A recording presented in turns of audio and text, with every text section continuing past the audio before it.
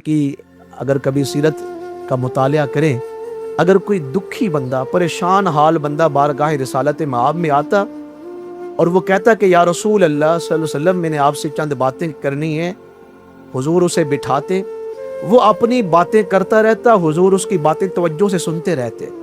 और ये सीरत मुबारक है और ये सुन्नत मुबारक है कि जब कोई शख्स बारगाह रिसालत में अपने दुख बयान करता, अगर वो दौरान गुफ्तगू मुस्कराता तो हुजूर भी उसकी गुफ्तगू सुन के मुस्कराते थे। अगर वो दौरान गुफ्तगू परेशान होता तो हुजूर भी गमगीन हो जाते। अगर वो गुफ्तगू के दौरान मुतगय्यर होता, यानी किसी चीज़ में हैरानगी का इजहार करता, ताज्जुब का इजहार करता, तो हुजूर भी गुफ्तगू के दौरान उस ताज्जुब का इजहार करते।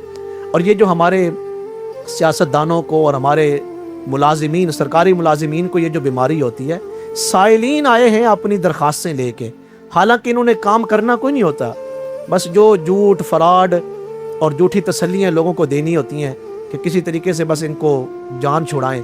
अगर ये सही मानों में लोगों की खिदमत करते, चाहे वो सरकारी मुलाजिमीन हो या हमारे सियासतदान हो, इल्ला माशाअल्लाह, मैं अक्सरियत की बात कर रहा हूँ। और फिर जुल्म ये है कि एक तो उनका मदावा नहीं करते, दूसरा जब कोई परेशान हाल अपनी परेशानी लेके बैठा होता है, उसकी गुफ्तगू ध्यान से सुनने की बजाय मोबाइल के साथ लगे हुए हैं, उसकी तरफ देख ही नहीं रहे। आप बोलते रहे जी मैं आपकी बात सुन रहा हूँ, ये सरासर तकब्बुर है, ये गुरूर है और ये सरासर सुन्नत के खिलाफ अमल है। और वो मदीना मुनव्वरा की वो खातून कि जो ज़हनी तौर पर माजूर थी और नॉर्मल थी, वो धूप में, सहरा में, गर्मी में जब हुजूर से गुफ्तगू कर रही थी तो सहाबी क्या कहते हैं, रावी क्या कहते हैं, जब वो गुफ्तगू के दरमियान मुस्कुराती थी हुजूर भी मुस्कुराते थे। हालांकि उसकी बातों की कोई अहमियत नहीं थी, वो तो पागल है, वो तो नॉर्मल थी। गुफ्तगू के दौरान जब वो परेशान होती तो हुजूर भी परेशान हो जाते, और गुफ्तगू के दौरान जब वो किसी चीज़ में हैरानगी का इजहार करती तो हुजूर भी हैरानगी का इजहार करते। सुबहान अल्लाह। तो बाद में सहाबा ने कहा ये जिसको पकड़ती है या रसूल अल्लाह सल्लल्लाहु अलैहि वसल्लम छोड़ती नहीं, ये तो बातें करती रहती है।